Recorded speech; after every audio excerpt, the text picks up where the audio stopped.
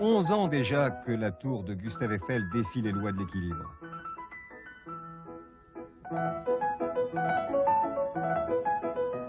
Son créateur, filmé au milieu de ses enfants, est à l'image de cette grande bourgeoisie triomphante, attachée à ses privilèges et à ses croyances, image qui affirme que rien vraiment ne peut changer et qu'il fait bon vivre et se distraire en famille.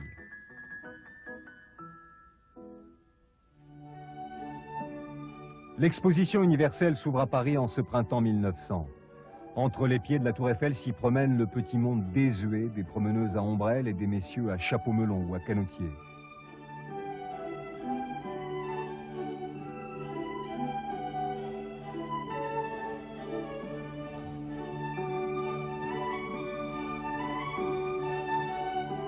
Derrière les façades rococo de ces pavillons à dômes et à clochetons byzantins se trouve réuni tout ce dont va se nourrir notre siècle.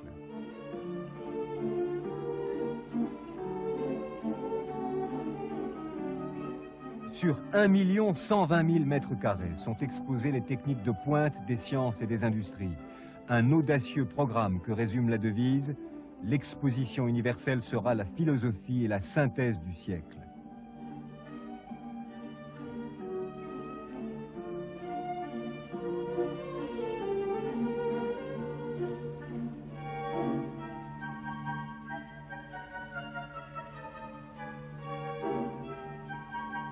Des palais des nations rangés le long de la Seine jusqu'au palais de l'électricité avec ses jeux d'eau et de lumière, c'est un grand hymne architectural à la modernité des temps.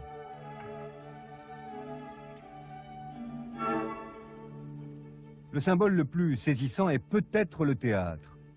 Loé Fuller, une audacieuse danseuse américaine filmée ici parmi ses élèves, marie les jeux de voile et la lumière artificielle.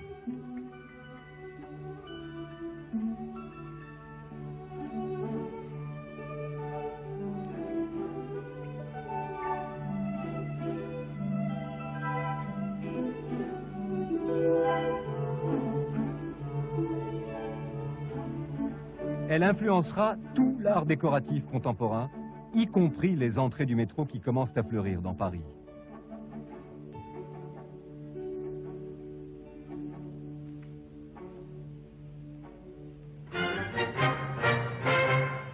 De l'autre côté de l'Atlantique, un nouvel urbanisme a surgi.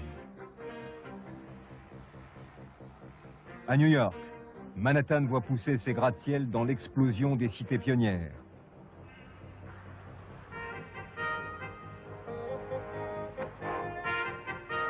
Ailleurs, on exalte la ligne courbe et la fusion harmonieuse du fer et de la pierre de taille. On donne ici leurs lettres de noblesse à la ligne droite et nue, au verre et au béton.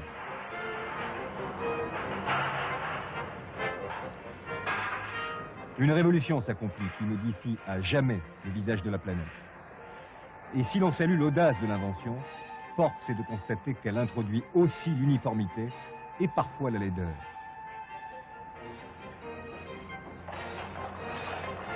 New York, 1900. Une caméra placée sur le toit d'un tramway enregistre en un lent travelling le trafic à la fois fébrile et ordonné de la ville. Broadway est déjà Broadway, florissant, fourbissant des rythmes qui vont bientôt déferler sur l'Europe et la terre entière.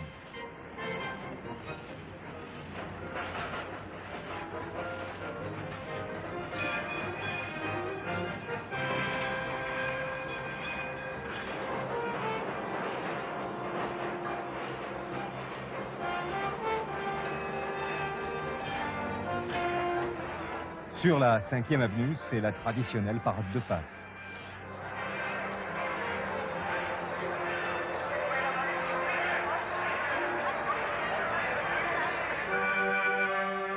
La charité aussi, ailleurs, s'exprime dans la rue.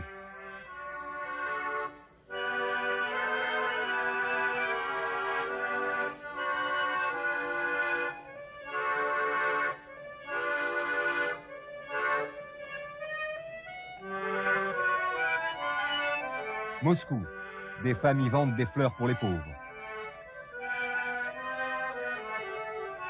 Budapest, on y quête pour offrir une soupe chaude aux chômeurs de l'Empire austro-hongrois. Paris, De généreux donateurs distribuent des pots, de la terre et des graines de fleurs pour que les ouvrières, sur leurs fenêtres, puissent saluer le printemps. Ainsi la rue est-elle l'observatoire d'une vie rythmée par les musiques, les cris et les appels des petits métiers.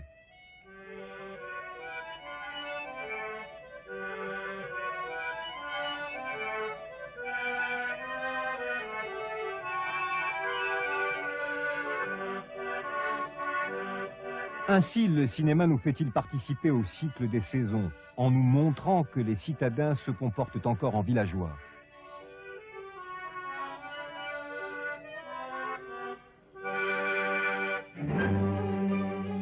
À partir de midi, les crieurs de journaux proposent les dernières nouvelles aux passants.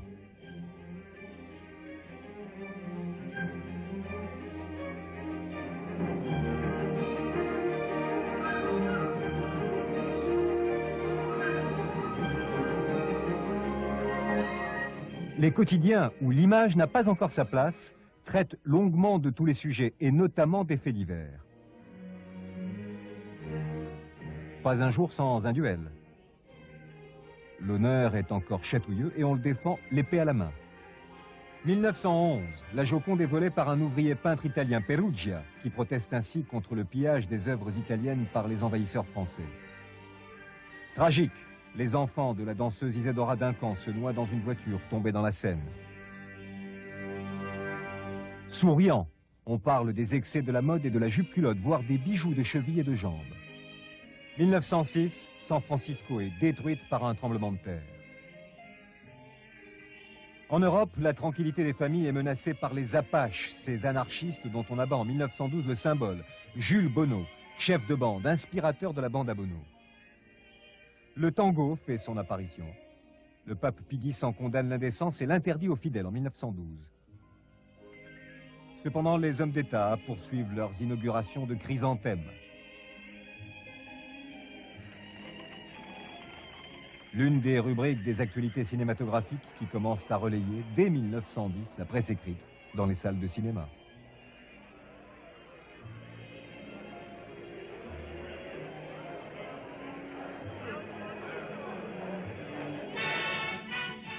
Les images du monde entier entrent en force sur les écrans. Préfiguration de ce qui sera un jour le journal télévisé, le traitement moderne de l'information, la naissance d'une nouvelle culture par l'image qui aboutira plus tard au grand magazine de reportage.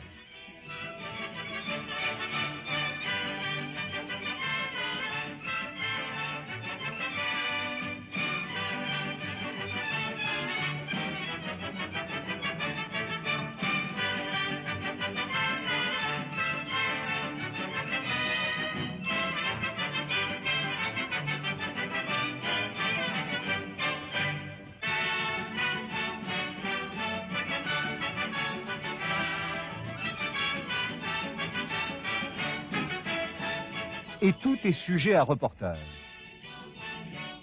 Ainsi, le grave problème que représente le danger des épingles à chapeau dans les lieux publics. Et les solutions pour éviter les accidents, peut-être même la création de contraventions.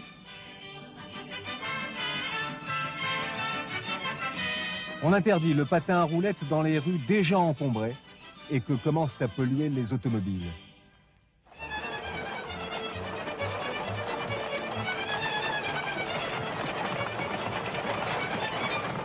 Pour éviter les projections de boue, on fait assaut d'ingéniosité. Des concours départagent les inventaires les plus imaginatifs. Jour après jour, l'automobile fait la conquête de la rue. Il faut l'équiper de ces innombrables accessoires qui atténuent les effets de sa vitesse affolante. Les fiacres rentrent dans leur remise, ils vont disparaître du spectacle de la rue. Les taxis automobiles tiennent déjà le haut du pavé. Et leur nouveau syndicat est si puissant qu'une de leurs grèves paralyse la circulation. L'enchevêtrement du cheval et de l'automobile est inextricable. Et si l'on installe un kiosque destiné à réguler la circulation, la curiosité est telle qu'elle provoque un encombrement monstre. Il faut s'y résoudre. Le cheval et sa voiture sont condamnés par le progrès. La ville enterre son dernier omnibus et dételle ses chevaux épuisés. Le tramway est-il la solution? À San Francisco, sa conduite est assurée par des femmes. Ce train des villes ne pourrait-il pas tout résoudre?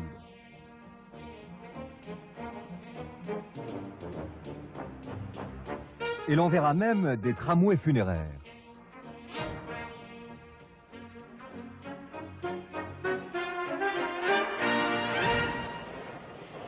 Mais non, il y a mieux. Le chemin de fer souterrain.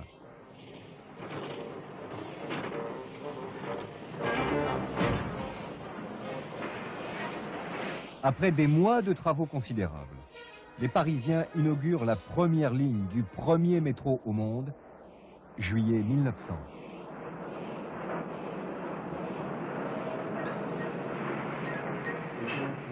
Et l'on s'étonne de ces images futuristes, de ces jonctions impensables il y a peu. On peut désormais sauter de métro en train et d'automobile en wagon en passant par des gares dont un journaliste écrit qu'elles commencent à ressembler à des musées.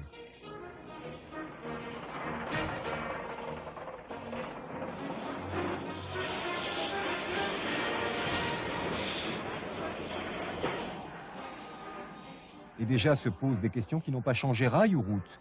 Transport collectif ou transport individuel? À Détroit, quelqu'un a déjà répondu en sortant à la chaîne la première automobile populaire, la T d'Henry Ford. À l'industrialisation à l'américaine, l'Europe répond par l'artisanat de messieurs de Dion-Bouton.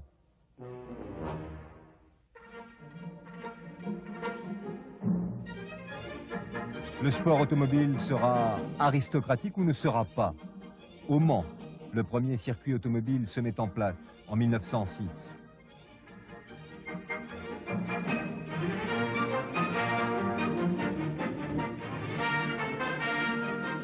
Premiers accidents spectaculaires.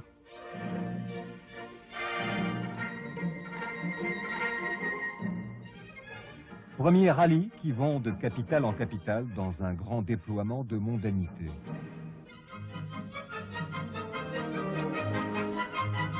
Première panne héroïque en bas de côte. Premières élégances aussi, adaptées aux nécessités de cet engin déjà rapide et salissant. Première limousine royale. Et premiers essais d'automobiles non polluantes.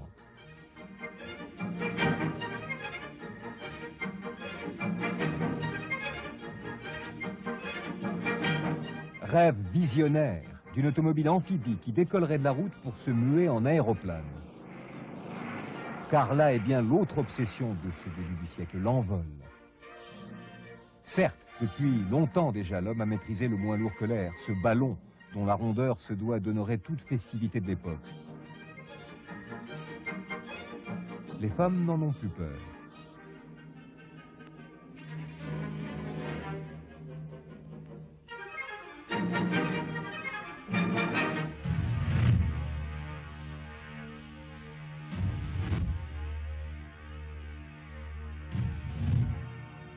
Mais le ballon, lui aussi, est déjà dépassé. L'heure est à ces immenses cigares de soie bourrés de gaz. De plus en plus monumentaux, de plus en plus fragiles. On sous-tend leur voilure d'un squelette d'acier.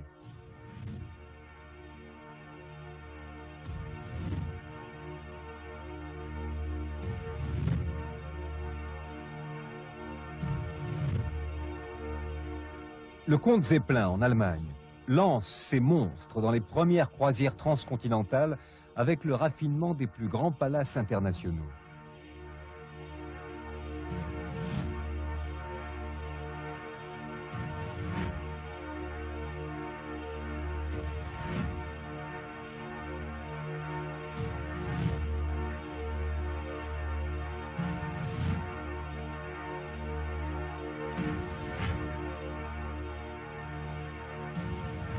Moderne, vous avez dit moderne.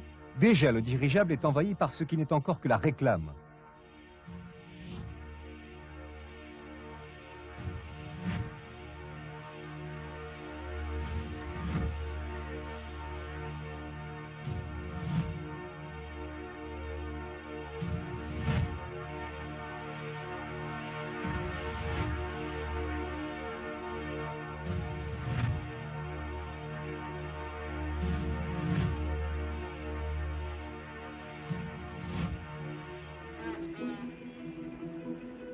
À Paris, au Grand Palais, a lieu chaque année le Salon de l'aéronautique.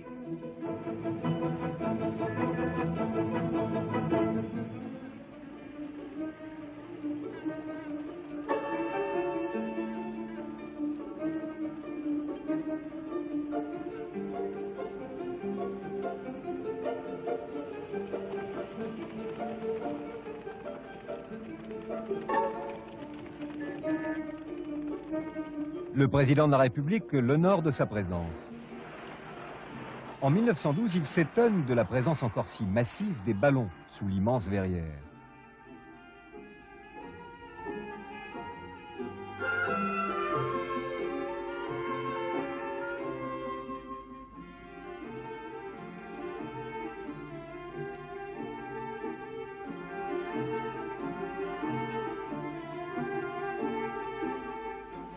C'est qu'un grand débat est déjà engagé par les gouvernements et les états-majors sur la primauté en matière de défense et d'attaque aérienne. C'est un enjeu considérable et l'on verra même un constructeur d'avions condamné pour escroquerie parce qu'il n'avait trouvé que ce moyen pour assouvir sa passion de l'aviation. Pourtant, les jeux sont faits.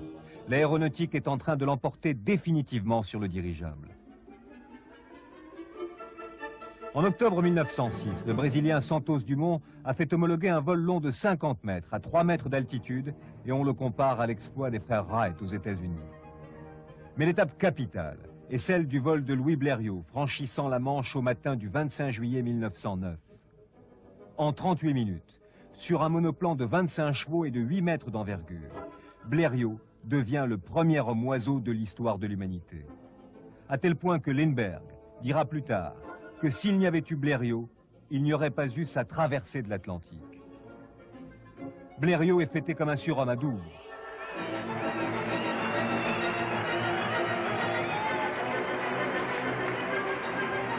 On lui fait un triomphe national à son retour à Paris.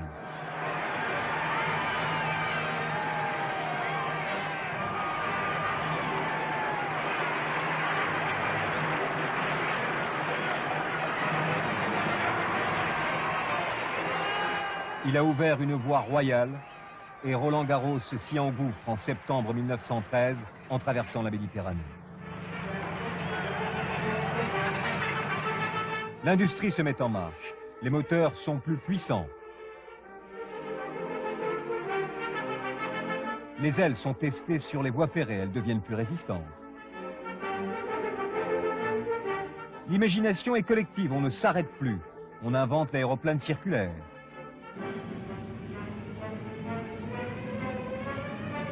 L'aéroplane cylindrique. L'aéroplane volant à l'envers.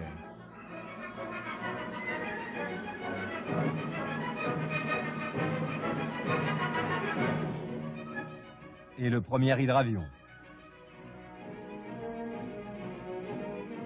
Mais très vite, les impératifs économiques apparaissent car il faut rentabiliser à tout prix. 1912. La limousine Deutsch de la Meurthe embarque 10 passagers. Elle décolle. L'aviation commerciale vient de naître. Et puis d'autres pensent à la poste aérienne.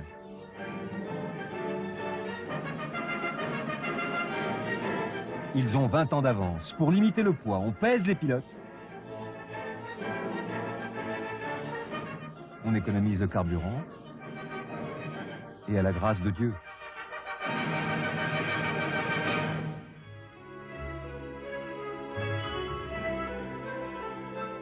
Bien sûr, on filme les premières catastrophes. On casse du bois, le plus souvent heureusement dans la bonne humeur. Mais ça ne durera pas. Voici les vraies premières chutes, brutales, spectaculaires, parfois mortelles.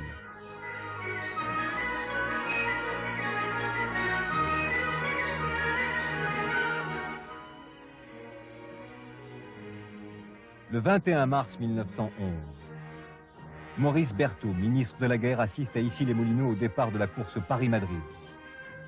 Le pilote train est l'un des favoris. Son départ est sans histoire. Les officiels sont groupés autour du mécène Henri Deutsch de la Meurthe. Ils discutent tranquillement. Mais l'appareil de train revient à cause d'ennuis de moteur. Il ne peut éviter la foule. Le ministre est tué sur le coup et le président du conseil blessé. On transporte Dutch de la Meurthe contusionné jusqu'à sa voiture. Il y a 60 blessés. Il faut désormais songer à la sécurité des aviateurs. Un matin de décembre 1908, un petit tailleur de banlieue, Reichelt, convoque les actualités sur la plateforme de la Tour Eiffel. Il veut expérimenter un nouveau parachute qu'il a fabriqué lui-même. Il hésite, malgré les encouragements de son manager.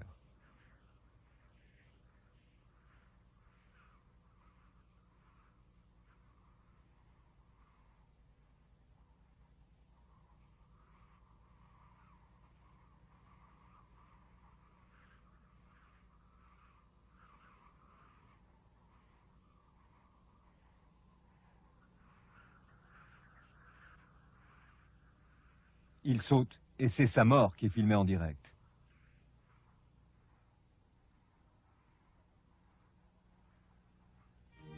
Plus tard, un autre parachute, celui de Jean Aurel, fait ses preuves.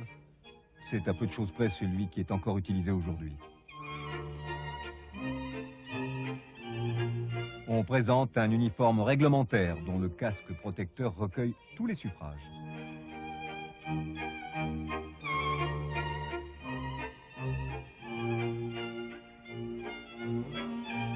L'aviation est à la mode, c'est de la folie.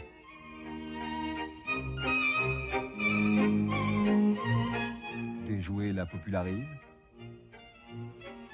Carnaval l'ajoute à son cortège de masques.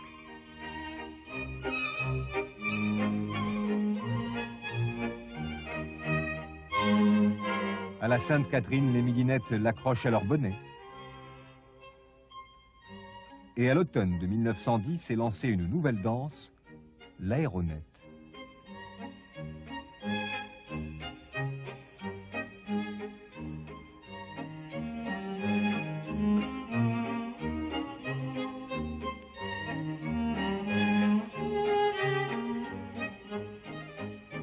Les plus modestes, grâce au concours de l'Aviette lancé par le Petit Journal, tentent de s'envoler à partir de bicyclettes munies d'ailes.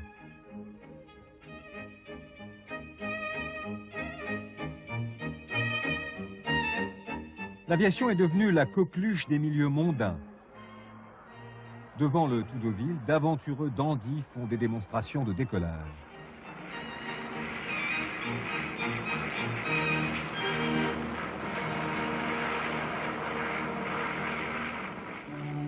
Reste que ces jeunes gens sont les pionniers de l'aviation.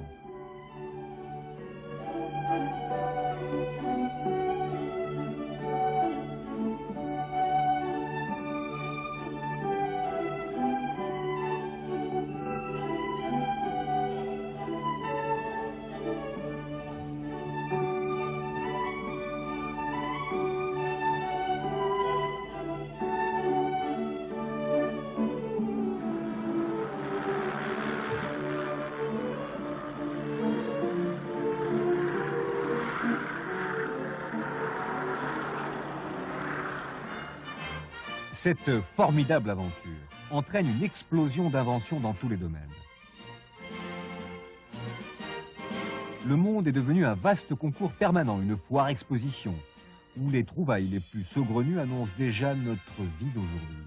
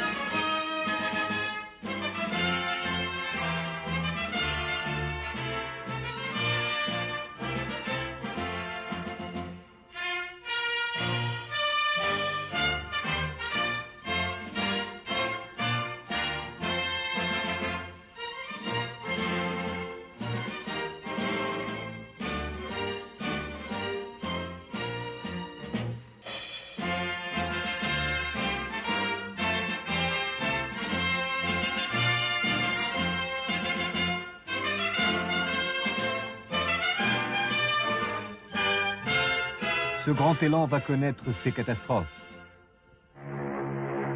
1912, rare image, le Titanic s'apprête à appareiller pour sa première et dernière croisière. On pense à la sécurité navale.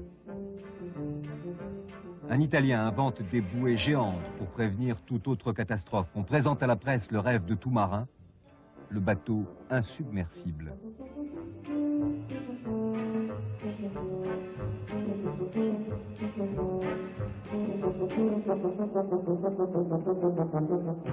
Il faut aussi vaincre le feu. Trop de théâtres et de lieux publics flambent encore, faisant d'innombrables victimes. L'extincteur Théo est expérimenté. Les communications connaissent elles aussi un développement considérable. Le téléphone est manuel, il faut passer par les demoiselles des postes. Mais les mots, et bientôt les images, commencent à circuler dans l'univers grâce aux travaux de l'italien Marconi, puis à ceux du français Ducretet. En 1906, la phototélégraphie devient possible. L'allemand Korn et le français Belin envoient des photographies par air et par câble. La TSF, née au sommet de la Tour Eiffel, s'y installe définitivement en 1914, grâce à Édouard Branly. Et tandis que Camille Flammarion dialogue du haut de son balcon avec les planètes, Gabriel Lippmann donne la couleur aux images, et Marie Curie, dans son petit laboratoire, maîtrise le radium, qu'elle a isolé avec son mari, Pierre Curie, en 1898. Ainsi, la révolution de la matière est-elle en route, comme celle des esprits, que les socialistes s'efforcent de conduire à l'action. C'est le temps des grands rassemblements, drapeaux rouges et noirs mêlés.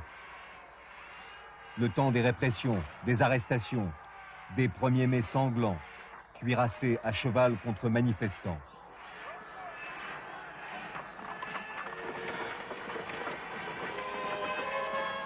L'avocat des révoltés, c'est Jean Jaurès.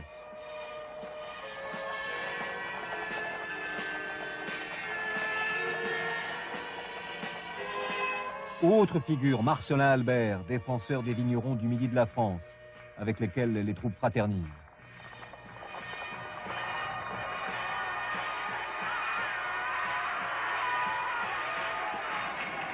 Et Émile Zola, le grand romancier de la classe ouvrière, meurt en 1902 sans connaître l'épilogue de l'affaire Dreyfus, qui fournit à Georges Méliès en 1899 le sujet de sa première grande actualité reconstituée, entre Dreyfusards et anti-Dreyfusards.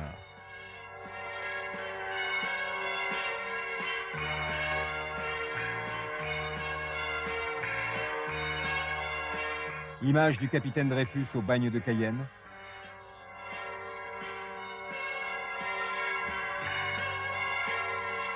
Là-bas, dans de lointaines colonies, il y a donc des hommes que la République traite encore en esclaves. Des journalistes dénoncent Biribi, le bagne de la Légion, où des prisonniers meurent sous les coups de leurs gardiens. Un monde s'est mis en marche, celui de ces hommes qui ne veulent pas être les oubliés d'un siècle nouveau, porteurs d'un espoir immense et qui croient en un meilleur partage des richesses.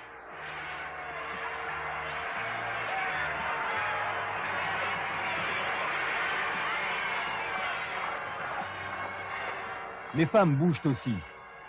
Dans les pays anglo-saxons notamment, le féminisme prend des allures d'une croisade.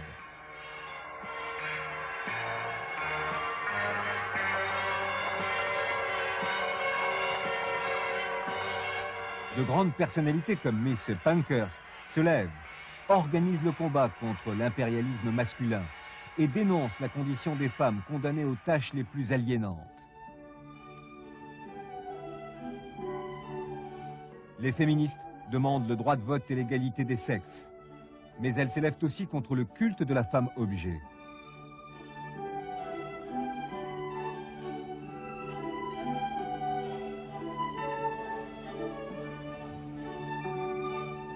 Dans une parure qui la ligote, opprimée par le corset et les convenances, la femme, étroitement codifiée par la société et dont le destin la confine au mariage et à la reproduction de l'espèce, est vouée à l'effacement. Certes, Léon Blum propose-t-il dès 1907 le mariage à l'essai, mais le féminisme va déjà plus loin. Il fait irruption dans la presse et dans les lettres. Colette, libre et scandaleuse, en est la figure symbolique, tout comme son double, l'étoile du music-hall Polaire. Et la provocante, Ève Lavallière, n'hésite pas au théâtre à porter le costume masculin pour affirmer son droit à l'égalité et à la différence. Les femmes partent en guerre sous les quolibets et les injures. Elles veulent prouver qu'elles sont capables de tout, par exemple de participer à la conquête du ciel.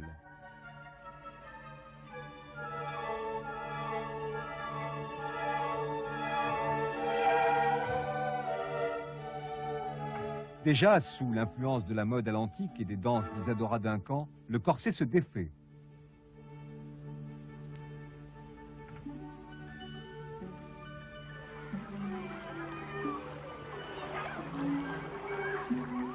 La femme aborde le sport, domaine jusqu'alors exclusivement masculin, et ose affirmer son corps, comme le fait la championne de natation, Suzanne Wurst.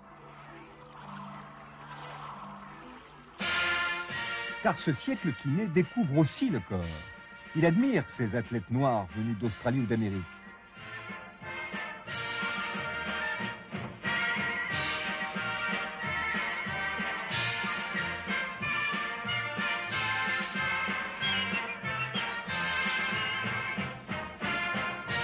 En 1908, Jack Johnson devient champion du monde des poids lourds. C'est la première fois qu'un noir remporte le titre. On le reçoit comme un prince, avant qu'il ne donne une exhibition devant la meilleure société.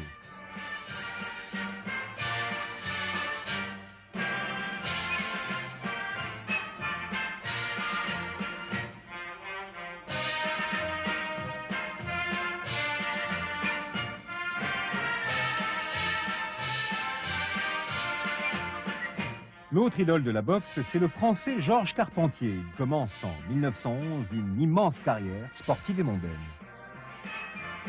Mais les nationalismes commencent à s'emparer du sport. À Munich en 1910, le régent de Bavière assiste à des mouvements de masse qui annoncent déjà de plus graves événements. Guillaume II inaugure dans un grand déploiement de symboles pacifistes, de musique militaire et d'athlétisme à la prussienne, le stadium de Berlin. Les démocraties ne sont pas en reste. Un enseigne de vaisseau, Georges Hébert, fait adopter par l'instruction publique un système de gymnastique calqué sur les exercices militaires.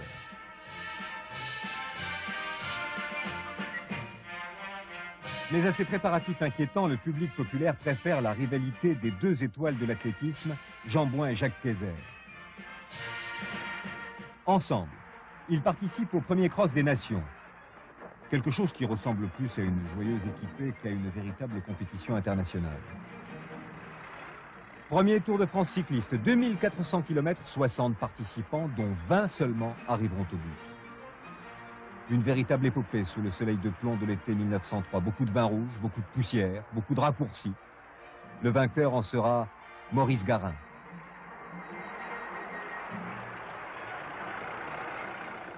Premier match de rugby du tournoi des 5 Nations, France-Angleterre. 1910, 11-3 pour les Anglais. Traversée de Paris à la nage. Quai d'Orsay, le massage et la parade de ceux qui espèrent toujours battre l'imbattable Bennington, le roi britannique de la brasse.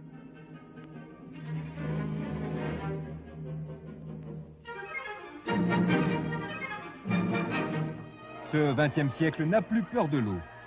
À Dresde, le bain baisse, imite la marée, et les baigneurs de Sopot, en Pologne, s'ébattent dans la mer Baltique. En Belgique, à Ostende, sur la Jetée, les promeneuses contemplent au loin les dernières cabines des bains sur roues. Et à Brighton, des femmes osent prendre sur le sable un bain de soleil. Non loin de là, à Berck, on inaugure un centre de cure destiné à combattre le mal de Pott, la tuberculose osseuse qui frappe les enfants pauvres. Et l'on invente, pour redresser les corps déformés, des machines qui nous paraissent aujourd'hui insensées. Contre les microbes, contre les épidémies, l'hygiène, mot à la mode, suscite discours et expositions. On se penche sur le problème de l'épandage des eaux usées, sur le traitement des ordures ménagères qui commencent à envahir les villes.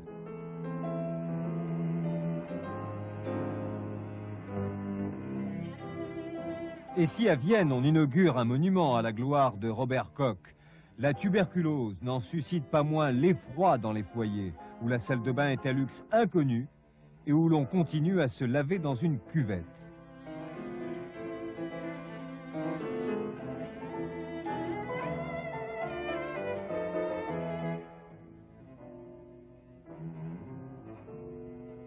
Pour rassurer l'opinion publique, on montre la désinfection des abattoirs, saignés de fièvre afteuse et de tuberculose bovine. On exhibe les instruments avec lesquels on peut désormais tuer le bétail. Dans le même temps, les progrès de la chirurgie sont immenses. Le cinéma filme des opérations spectaculaires. Et à l'hôpital Broca, le docteur Pozzi devient un des spécialistes mondiaux de l'amputation. À Vienne, en 1900, Sigmund Freud a publié La science des rêves.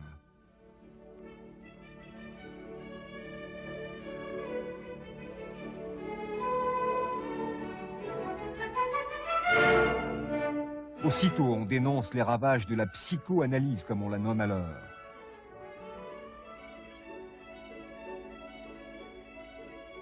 L'art officiel exprime lui aussi les fantasmes de l'époque. Le Salon des artistes français propose à ses visiteurs de remarquables sujets d'analyse dans ses nus exposés. À ces nudités répondent les montagnes de plâtre ou de marbre honorant la reine Victoria ou son fils Édouard VII, nouveau roi d'Angleterre, un art officiel qui occupe à lui seul les 16 000 mètres carrés au Grand Palais.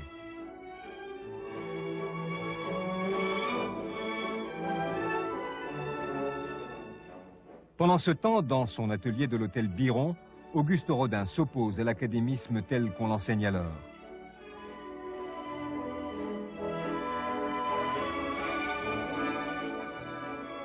Venant de Barcelone arrive un jeune inconnu, Pablo Picasso. Mais la mode est encore à ces énormes toiles dont la seule grandeur réside dans la surface peinte, comme celle de Fernand Cormon, professeur aux Beaux-Arts.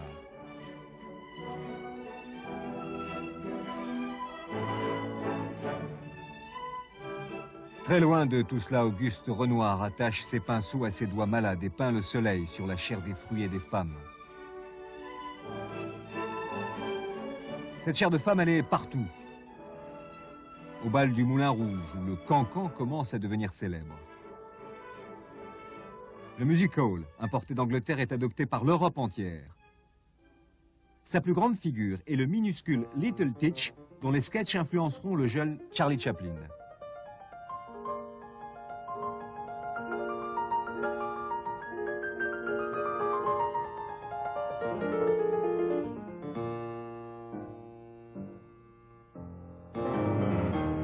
En 1909, les ballets russes bouleversent le public parisien. Mais leur influence est encore restreinte. L'académisme de Carlotta Zambelli triomphe, comme l'orientalisme de Cléo de Mérode. Au théâtre, on applaudit Réjeanne,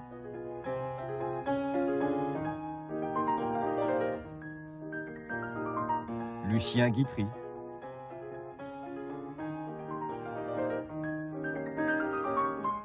et son jeune fils, Sacha. À la Comédie Française, Madeleine Roche et Mounet Sully déclament les auteurs tragiques. Au théâtre, une révolution va naître. Firmin Gémier vient de fonder un théâtre populaire, itinérant, et prend la route à la rencontre d'un nouveau public. Au-dessus de tous règne Sarah Bernard. À 60 ans, elle continue de faire vibrer ses admirateurs dans des rôles d'hommes, comme celui de l'Aiglon ou ici Hamlet.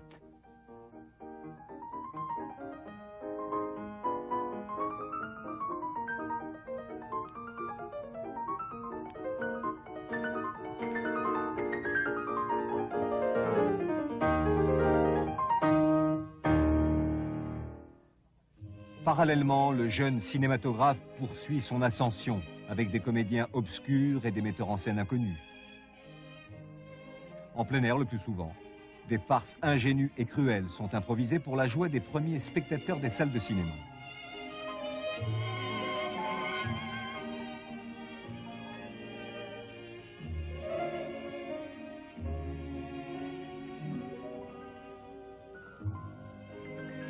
Dans son petit studio de Montreuil, Georges Méliès invente un monde fantasmagorique.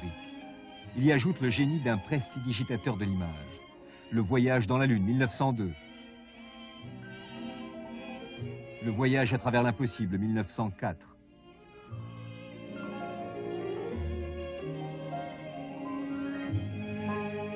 Bientôt réagiront artistes et auteurs classiques.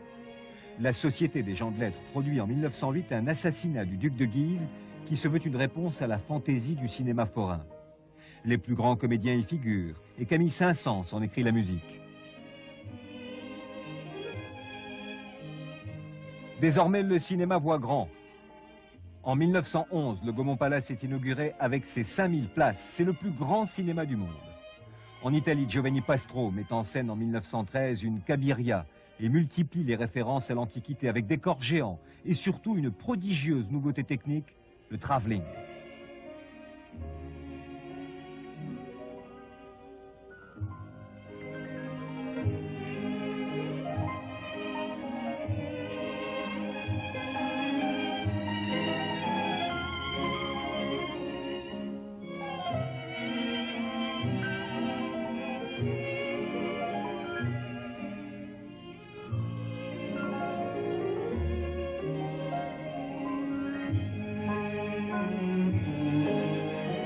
Ailleurs, dans une bourgade américaine qui a pour nom Hollywood, Griffith systématise le plan à la taille, dit plan américain, et invente la première star mondiale, Mary Pickford, ici dans le chapeau de New York.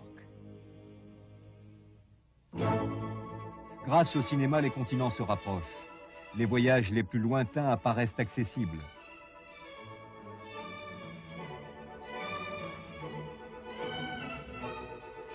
Le canal de Panama relie l'océan Pacifique à l'Atlantique. Des touristes commencent à visiter Honolulu.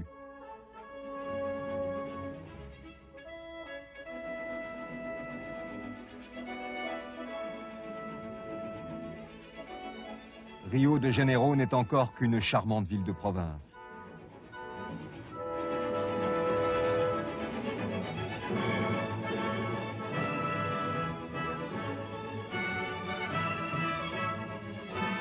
Les Indes perdent un peu de leur mystère. Et l'on voit déjà des touristes escalader à dos d'homme les pentes qui mènent au sanctuaire.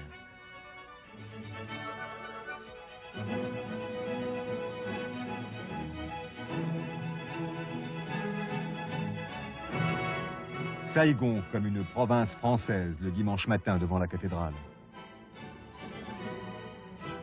La Chine. On y organise en 1907 un raid automobile de 13 000 km, Pékin-Paris, dont le vainqueur est le prince Borghese.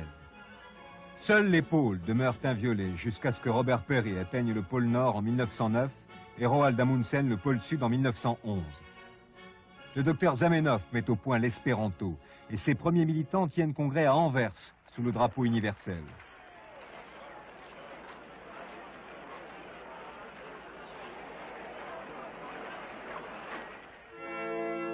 Un monde meurt, celui de la reine Victoria enterrée à Londres en 1901 devant toutes les cours d'Europe réunies.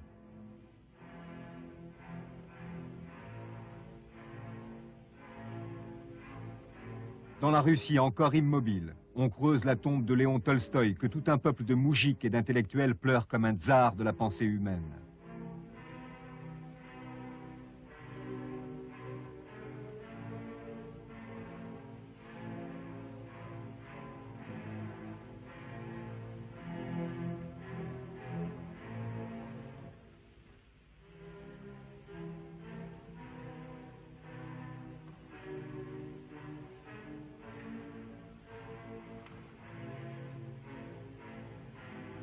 Pendant ce temps-là, Nicolas II, dernier des Romanov, célèbre le tricentenaire de sa dynastie.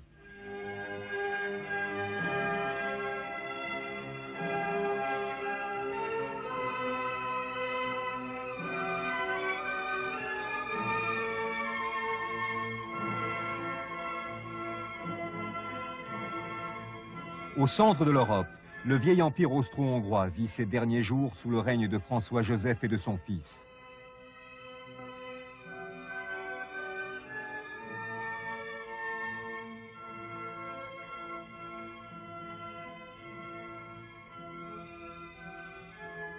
Face à ces empires moribonds, la jeune Amérique apparaît comme un nouveau monde, une terre vierge et généreuse, un rêve de fraternité. C'est le pays des jeunes rois de l'acier, de ce sport inconnu nommé baseball, de ce chant nouveau venu du Sud par la voix des anciens esclaves et qui sera demain le jazz. C'est le pays des espaces infinis, le pays des pionniers et de la marche vers l'Ouest.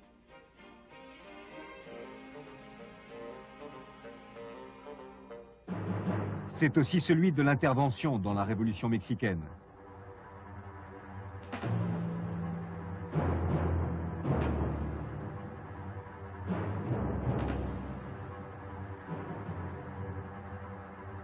Crise au Mexique, crise dans les Balkans.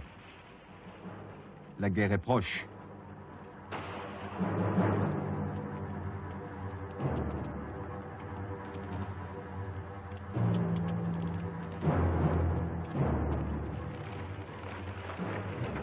Quelque chose bascule. Des musiques militaires parviennent d'Allemagne. Et ce n'est pas seulement l'empereur Guillaume qui passe en revue sa garde.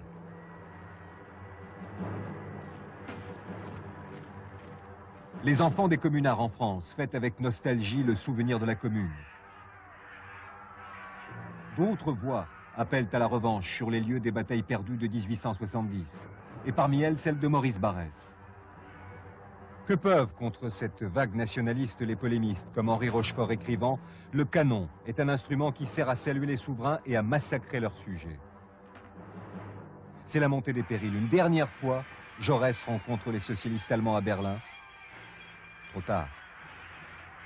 On voit déjà là-bas de bien étranges coureurs à pied sur la cendrée des stades monumentaux. Et en France, c'est fusil au poing que les adeptes de la méthode Hébert font leur gymnastique.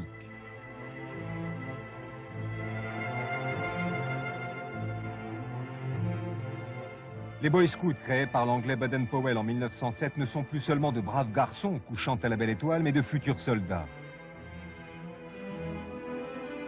Leur tente de toile donne même des idées aux inventeurs. Elles protégeront aussi les zouaves.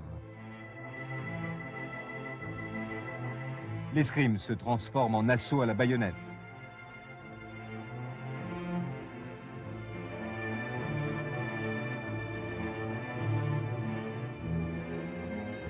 Jusqu'aux chiens qui seront décorés pour faits héroïques.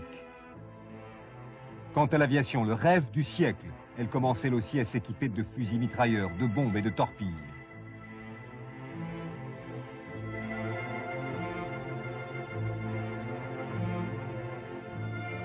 On inaugure des navires de guerre.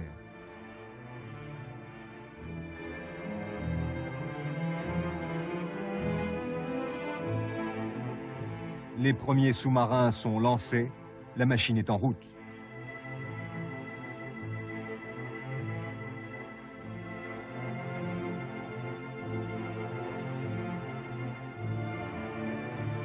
Août 1914, mobilisation générale.